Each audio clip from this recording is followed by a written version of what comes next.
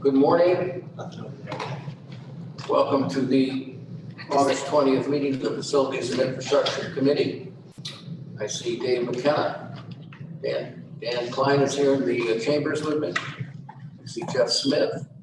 There's Glenn Morey, Leo Ryder, Ann Koreman. I see Michelle Coco, Aaron's here, and Jason.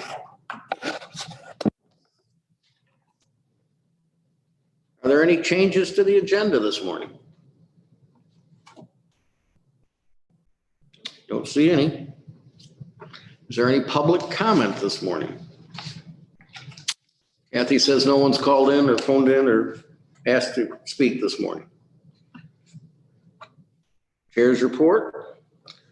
Well, I don't have a lot to report to you. We're getting ready to have a route.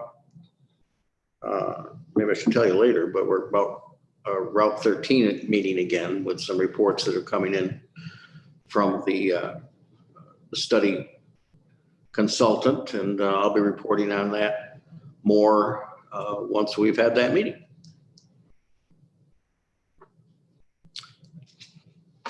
County Administrator. Good morning. Good morning, everyone. Mike, Dan, how are you? Good morning. Good. With respect to facilities infrastructure, the only thing I would say I'm in the middle of, in fact, I was working on it right before the meeting, is trying to figure out the capital program for next year. We changed our internal process a little bit, where we decided to bring in Rick, Kevin, myself, and the department heads. We had kind of a capital day. This might have been in mid-July, where we were able to meet with all department heads, go over their capital submittals. We pushed back the submittal date internally so they had more time to plan and prepare. And that joint meeting, we're able to talk about financing and potential projects at that time. Then we translate that and put it into a master spreadsheet from the database, which now we're going through to refine. It allows us to look at debt service options. It allows us to look at other funding sources, those types of things. And then from there, we kind of prioritize everything. So I'm in the middle of finalizing that finalizing it. I'd say the final draft of it to kind of give us a stepping off point as we start to piece the budget together next week. Taking into consideration a lot of some of the discussion you had yesterday with the group as we'll start to develop it. So I don't have anything concrete to really share with you number-wise, other than we're in the middle of updating the process, updating the projects and kind of the capital program. I think the process worked out much better this year internally, but I'll leave that to Jeff and Arel to talk about. If they feel that, they might not agree with that. I think it did, but and really just trying to make it easier for everyone internally as we simplify the planning process. So that's all I have to really update on. Again, no project specific to share with you, other than we're putting information together and then trying to balance it with the rest of the budget. Other questions for Jason? Everybody awake? Thank you, Jason. Thank you. Thank you, Mike. I'm sorry. Somebody say something? Okay. I'm awake. Oh, you're awake. Okay, good. Weights and measures. Good morning, Aaron. You want to talk to us? Good morning, everyone. How are you doing? Good. How are you? Pretty good. So, what's that, Mike?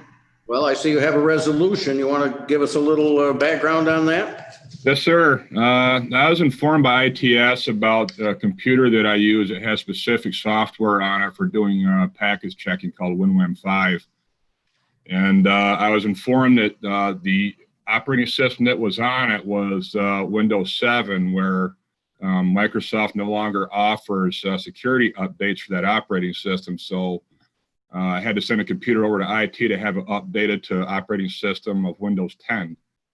I went to pick the computer up one day and everything seemed to work fine, no glitches. The screen wasn't doing anything funny. I shut it down as I normally would, put it in my computer bag and brought it back to my office and then put it back in the computer dock. Well, the next day, very following morning, I went to start the computer up and absolutely nothing happened. It would not start up in the slightest way, no lights or anything. And so I brought the computer back to ITS, have them check it out, and come to find out, I don't know if it happened after the initial shutdown or if it happened during the following day start up, but it happened to crash the hard drive. And so with that now being a problem, with it being the only computer I had with the WinWAM software on it for package checking, I needed to have that computer replaced, which is what I basically submitted for your approval. Okay, why don't we get this motion on the table? Ann, is that your hand to move that resolution? No, I had a question, but or I can move it. Glenn also had his hand up. All right, Glenn moves it, Ann seconds it, then we'll take Ann for a question. Thank you. Aaron, were you able to recover the information you needed? Is my first question. Well, when the operating system got updated to Windows 10, the Windows 5 software and all that stuff was backed up. So all the information is still accessible to put on a new computer. So yes. Okay, and so instead of contingent fund, I'm thinking this should come out of IT's fund because they're the ones that told you to update it. I'm just kidding. All right, well, I'm glad you had a. IT would not appreciate your kidding. Yeah, but they're not here. Well, here's another thing I also wanted to share with everybody is that I'm also looking at taking another approach to the type of computers I'm using. I made it a point to go after ruggedized computers because this computer purposely gets taken out in the field for package checking. And so it's a lot more likely that something were to happen to it, get dropped on the floor, what have you. And so this computer is basically shock resistant. As I said, it's been fully ruggedized. So to try and eliminate that possibility of running into how it can handle the abuse of being out in the field, as well as getting a computer with a solid state hard drive versus a mechanical hard drive, I think that this would be much better off for moving forward. Yes, like it was good for an update, especially if you had Windows 5. Windows 7. Oh, you had Windows 7. Okay. Yes. Are you done, Ann? Yep. I just wanted to ask Aaron, you don't have an equipment budget in weights and measures? I do, but it's fairly small, and it's already been depleted because of transitional expenses when Skip retired. And so there was a computer that was acquired, I believe, in January that actually came out of last year's budget, but I don't believe that was appropriated for an expense for this year's budget for another computer replacement. So the answer is you had a budget, but it's gone. Yeah. Okay. Any other questions? Are we ready to vote on this resolution? Ann? Yes. Dave? Yes. Glenn? Yes. Dan? Yes. I vote yes too. So that's unanimous. Okay, well, let's hope this one lasts a year or two.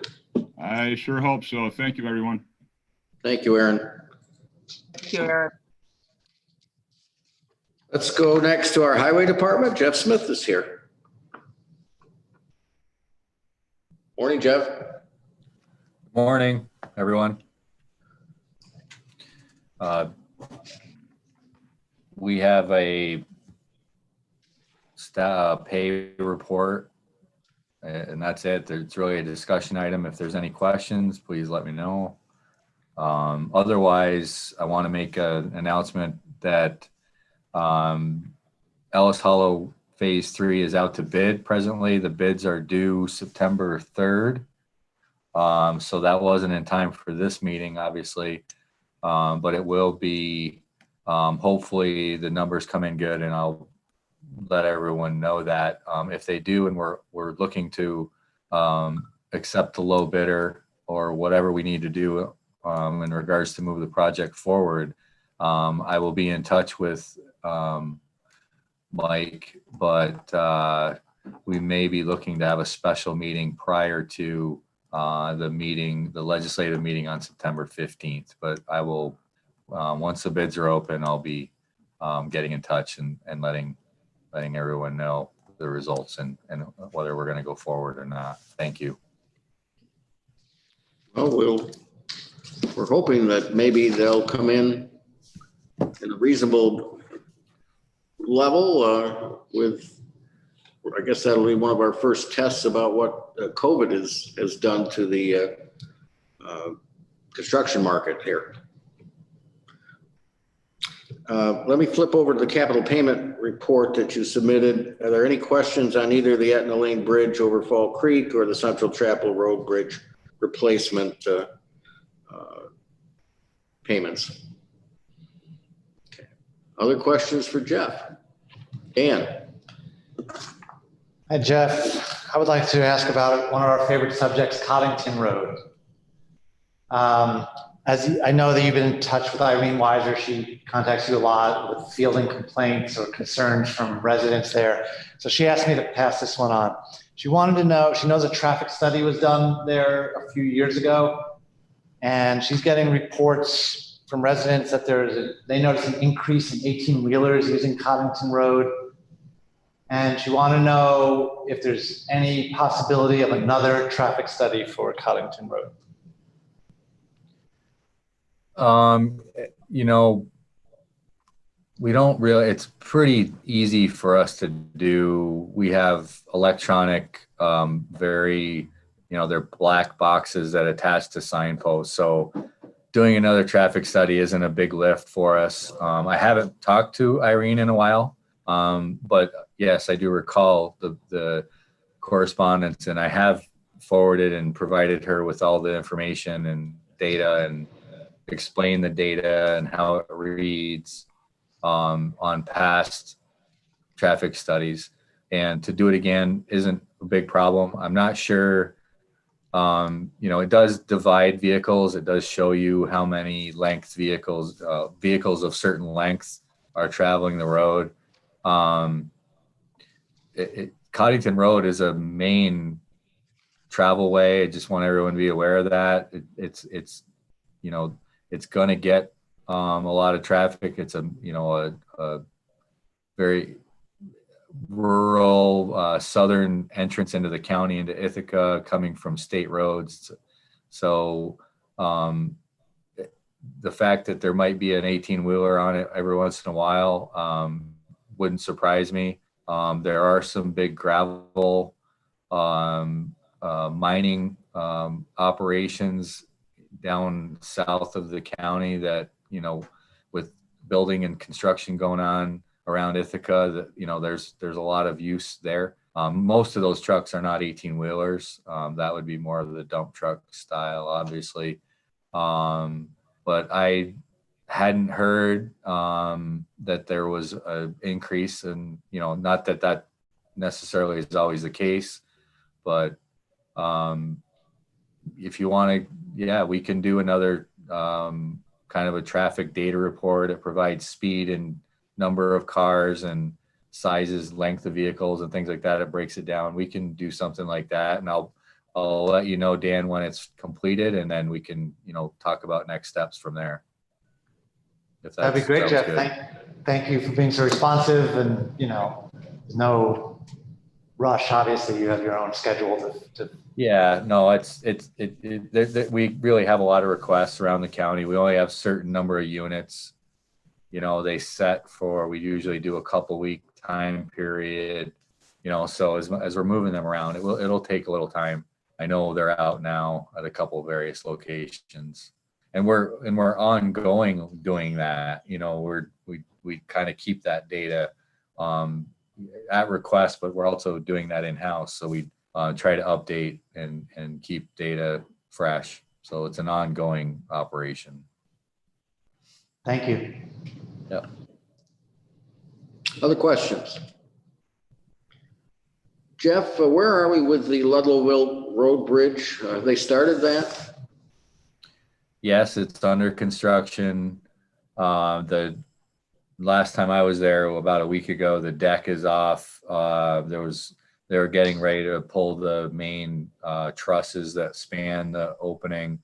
They're moving right along on it. That's good. Yeah. Anyone else? We thank you for coming in this morning, Jeff. Ann Corbin has her hand up. I'm sorry, Ann. Go ahead, Ann. Thank you. Wondering, maybe next month or whenever you thought it was appropriate, Jeff, to do an update on the summer projects for the roads. Next month is a quarterly status report, so I could Okay. include a road update with that. Just talk about the maps, what roads we've completed, and it won't be much different from what I gave the legislature last month, but there will be a few, I'm sure, last minute details that are different from that. It's a pretty moving environment, but yeah, that's not a problem. We can do that. Or if you think October would be better as the season's getting a little wound down, if there's not much progress, just wanting to know. And is there anything for a Freeze Road Bridge update that you know of? No, I have not heard anything on that front. All right, thank you. We heard from a city rep the other night that there's going to be a temporary change in the traffic patterns down in the West End. Court Street and Buffalo Street for the one block between Fulton and Meadow are going to go one way, each way.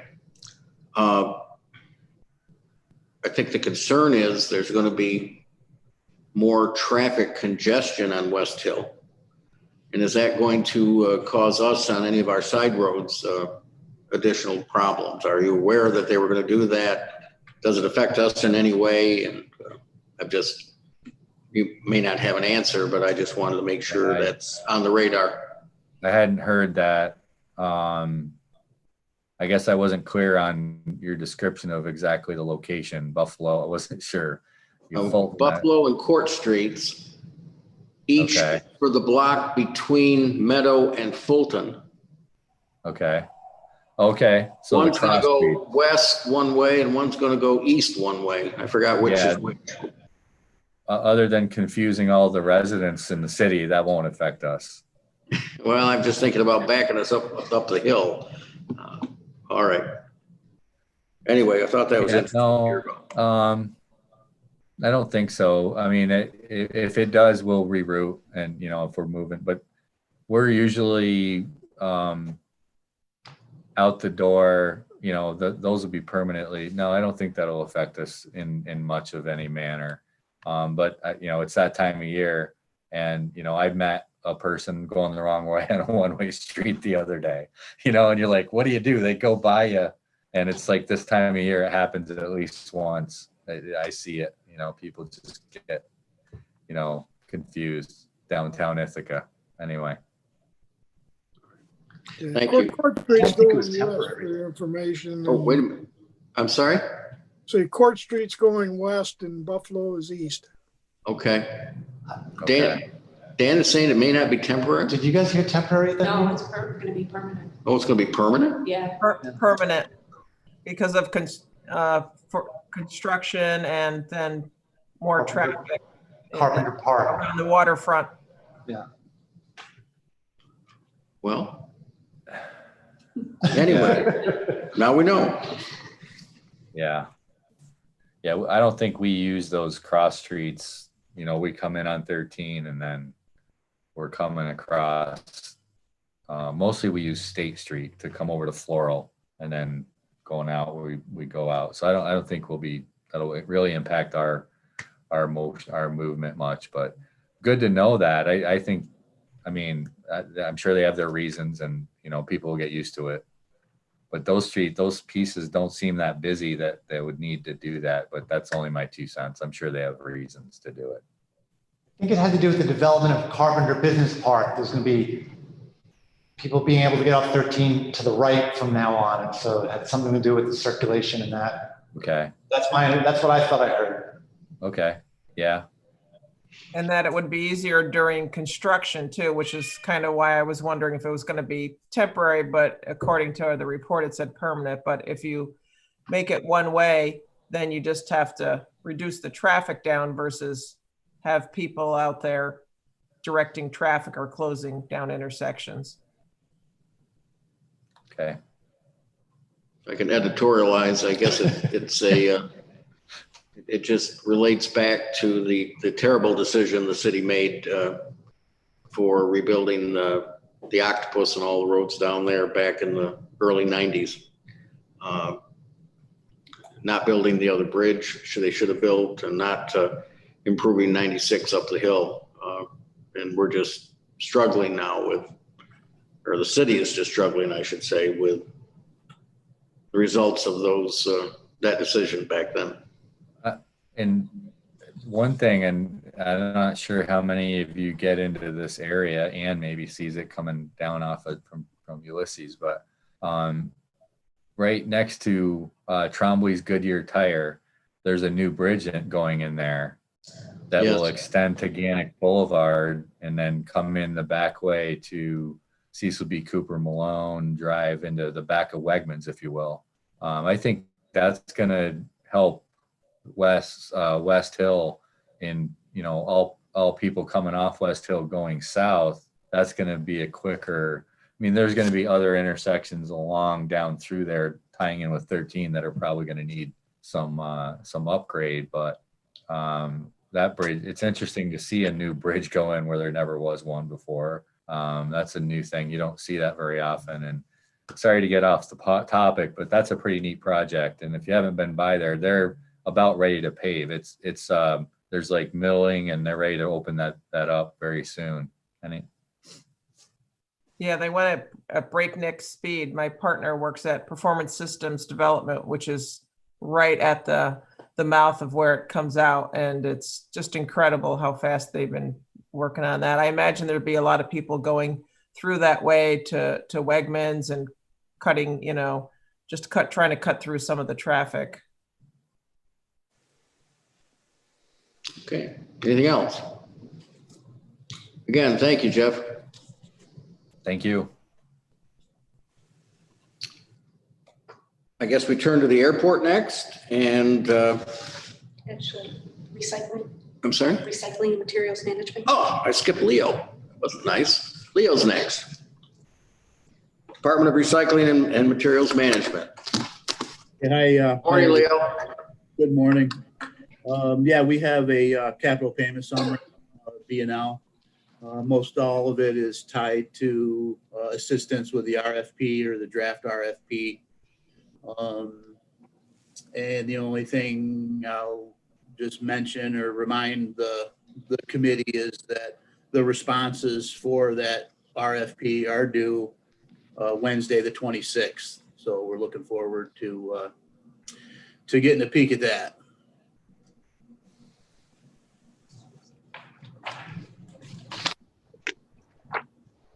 The 26th of this month, right? This month, right? Yeah. So that will be big news when we hear that. It will. Yeah, we're kind of right on the edge of our seats, Mike. Anything else, Leo?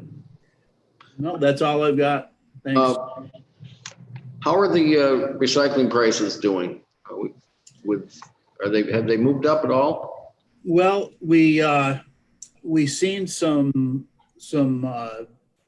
positive numbers back in May, but since then they've spiraled back down. Give you an idea, single stream, I think in March, April, we're around 30. Single stream spiked up in May to in the 70s, which was a great sign. I think it had a lot to do with the COVID stuff. Mixed paper actually is what brought the price up that month. But of course, it had a lot to do with demand with products like your paper products, paper towels, toilet paper. But the bad news is last month we were back down in the 30s. So in talking with the VP there with Casella to try to get some kind of a handle of a projection for the rest of the year, his comment was it appears as though it's going to stay right there in the 30s. So the outlook isn't good, but then again, we budgeted for the low commodity pricing. So You say it's for single stream. Is there any dual stream pricing anymore? not dual stream pricing, but so we have a single stream mix over here, and that's the large volume of recycling. So that's what kind of drives everything, just because of the volume. The other stuff that we're doing here is source separated corrugated cardboard and mixed paper and sorted office paper. We do process and market that material right from this location here in Ithaca, and those are okay, but they're still not good. They're still not good. Cardboard we make a little change on. The mixed paper, sorted office paper, we are hovering right around like a break even on that for the year. Questions for Leo? Or on the payment summary? All right, thanks for being here. Thank you. See you, everyone. Now we'll go back to the airport. Mike Hall is here. Mike, I just want to mention that there's a request for a special meeting because you've got some grant issues coming in. Maybe we'll talk about that in your report to us this morning. I'd appreciate it. Sure. I apologize for the fact that we've got to ask for a special meeting, but our FAA office on Long Island is still not back working in residence, and that has an impact on their ability, not to mention the rest of the federal government's ability to work grants, particularly toward the end of their fiscal year, which is the end of September.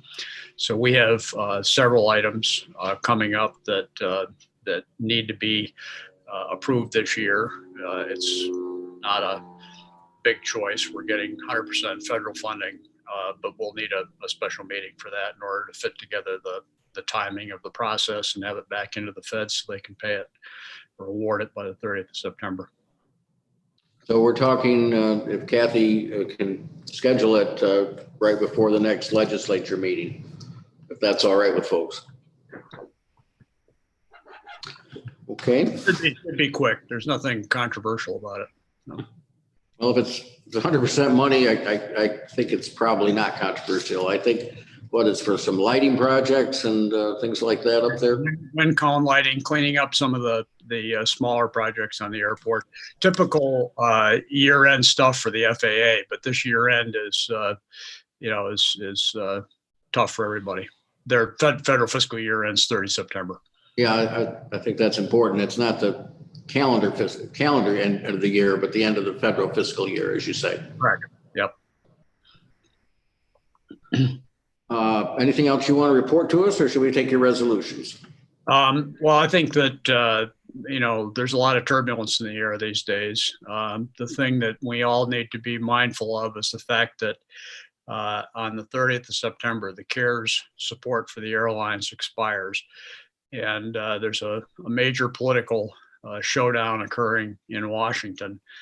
I think back in April, when the CARES Act was enacted, say for the second half of federal fiscal year 20, everybody expected that we would see some significant COVID impact recovery over the summer, and then maybe we'd have a second round in the winter, which is more typical of a flu disease than COVID has turned out to be.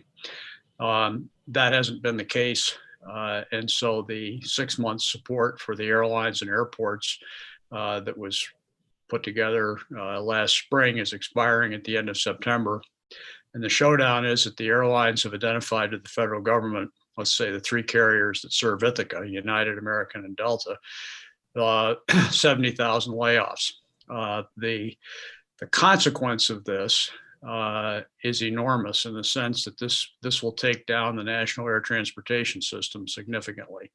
And then when COVID is under control, now, of course, we're hoping that sometime toward the end of our calendar year, we'll start to have a vaccine available in addition to all the other mitigations that are out there, and this thing will start to be behind us.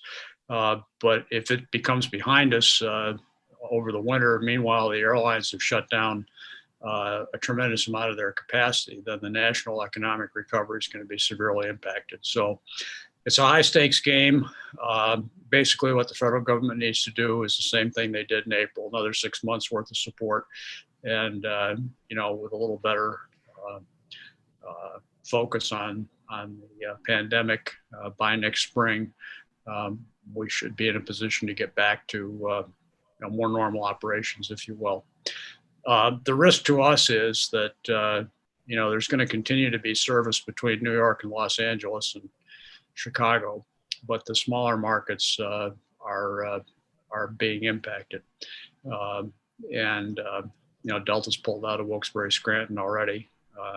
So we'll see what happens, but it's nobody knows, no way to predict. Just understand that it's a very, very uncertain time, about on a par with whether you're going to get any state aid to the local governments and what have you. There's a lot of big money, a lot of big questions, and no answers right now. Questions? Mike, I do want to mention that we did have the tour of the customs facility up there. Thank you for scheduling that. Thank you and Josh and also Scott at TCAT was helpful with that. So we got to see that from the back. We got to see how it would be if we were coming into the facilities on a plane, but actually we were on a bus. And I thought that was very educational, informative. And I know you said that you would be glad to let any of the other legislators who wanted to come arrange a visit as well.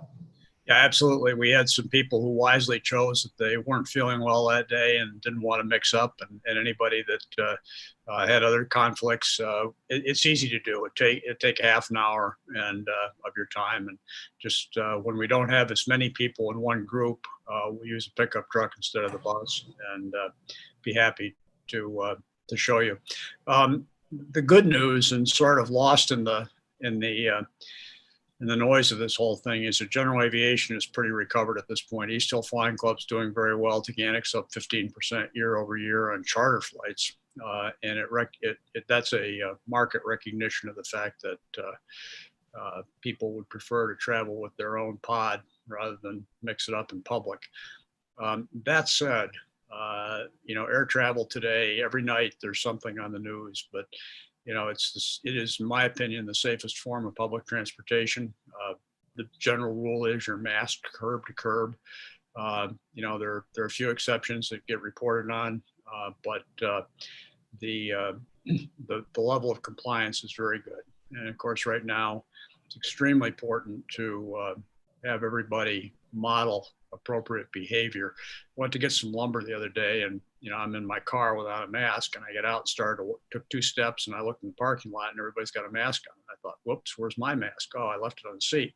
So, I think that the most important thing we can do right now is show determination and strength as a community and employ those masks, and that helps keep it on everybody's mind that we're trying to work together to keep this thing under control.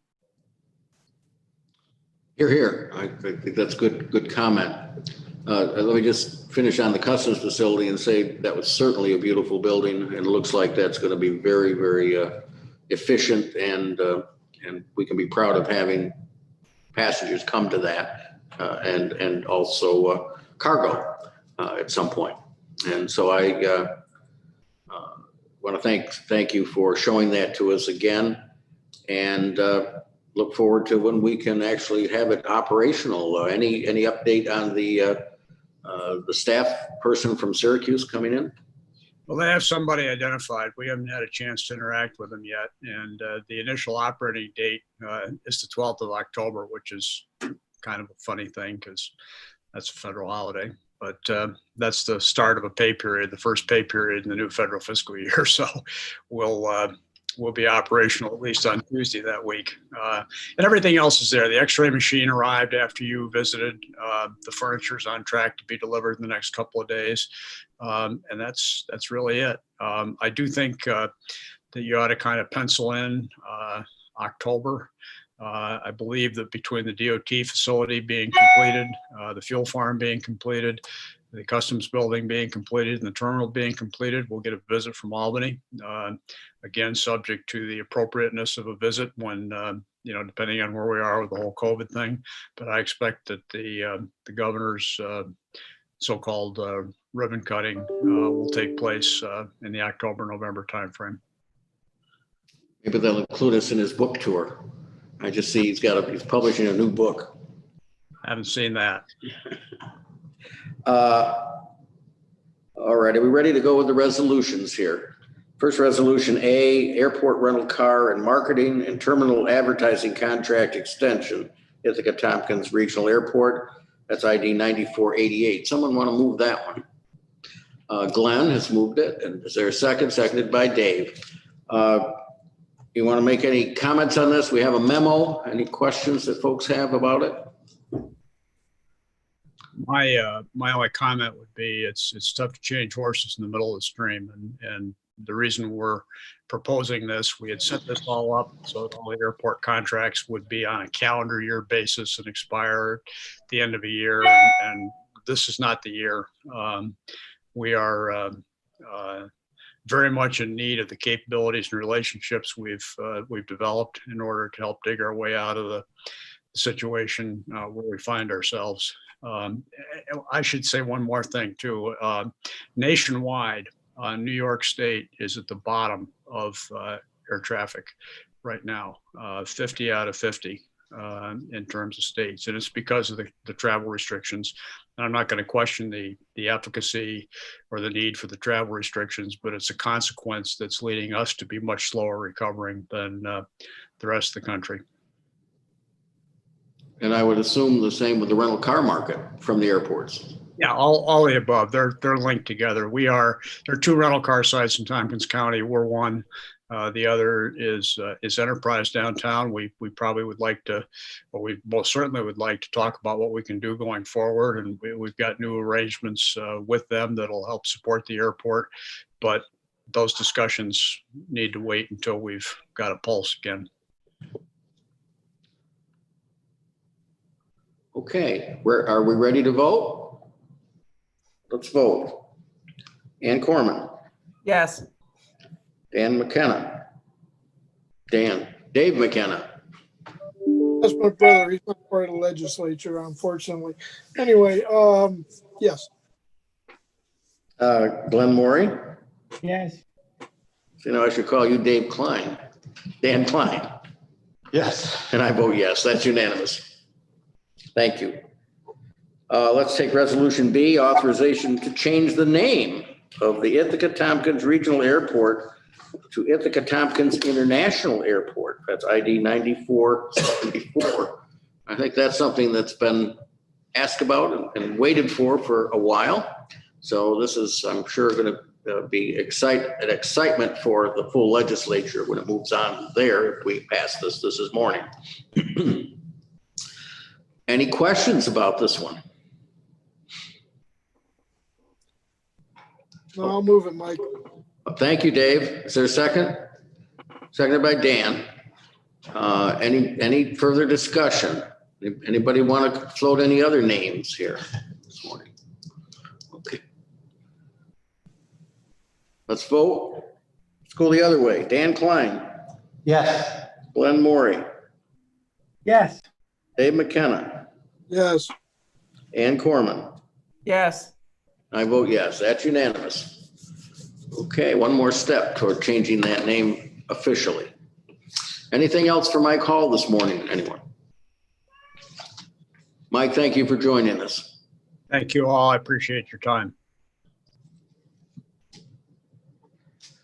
Transportation, I just mentioned about Route 13. I don't really have much more than that to mention. I don't have any update on Freeze Road other than there was apparently something. The DOT has been questioning Town of Dryden's decision about this, and it's about face on going from a 2-lane bridge to a 1-lane bridge. That was reported or mentioned to me by Dan Lamb, who was the deputy supervisor out there. I don't know any details about that, but I think there is a question about that abrupt change in position.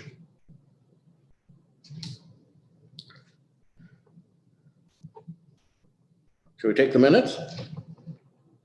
July 16.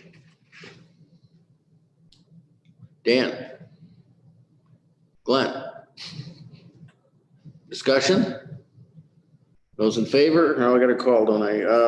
Ann? Yes. Dave? Yes. Glenn? Yes. Dan? Yes. I vote yes. July 21? Dan and Glenn. Anything on those? Dan? Yes. Glenn? Yes. Dave? Yes. Ann? Yes. I vote yes. Well, Dan, I'm just going to call for anyone else has anything that they'd like to bring up this morning. Dan Klein. I do. So I've had this idea for a while, and I really try not to speak out loud every dumb idea that enters my head, but I keep thinking about this one. So I decided that this is the place to premiere it. I'm wondering about the facility that we bought, the dental building, I'll call it, for a future county facility someday. I keep thinking about it. So the county is in possession of this building that's not in great shape, but it's not condemned, and a large parking lot associated with it in downtown Ithaca, and that building is sitting idle. And I just keep thinking, should we consider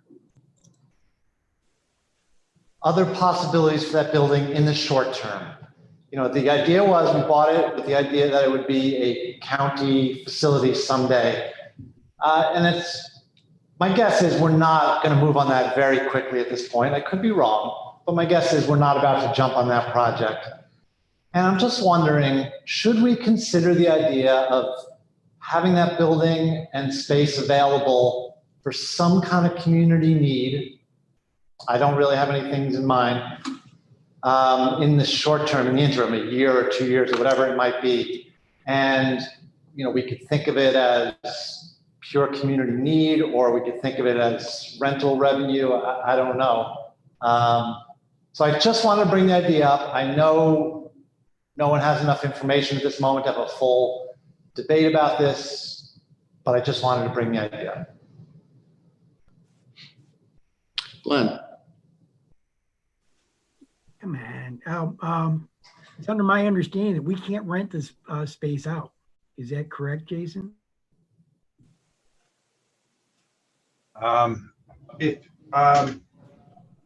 If you generate revenue from it, then obviously you would have to pay taxes on the property, generally. So if you rent the space out to generate revenue, you would be taxable assessed value. Without getting into too much thought of it, I mean, off the top of my head, there's probably a review of if you open it up, it may need to have some ADA accessible improvements to it. There's obviously the maintenance of it, the monitoring of it, you know, that type of thing. So those would all have things that have to take into consideration if you use the facility. I do think we should be open-minded to this, Dan. I think it's a good idea that if somebody does need some space temporarily, they should be able to use it.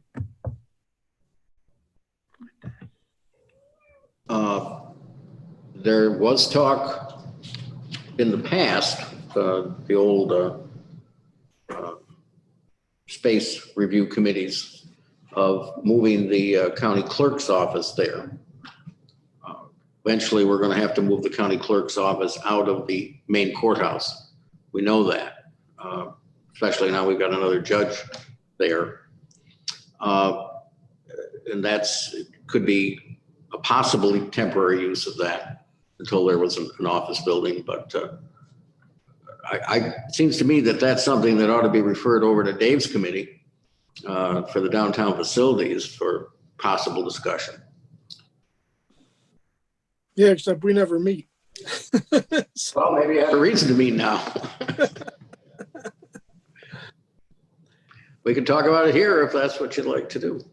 Speaking of that, I don't really think there's any need for a meeting for the downtown facilities based on the response at the legislature the other night. Okay. All right. Anything else? Dan, thank you for bringing that issue up. I think it's a recent thing to be thinking about, just as Glenn said. Anyone else have anything for us this morning? Okay, I guess we're going to end at 9:47. Now that's almost a record. Thank you, Kathy. Thank you, Michelle. I see Lisa on the call too. Thanks for Lisa being here. All right. Well, I'm reaching for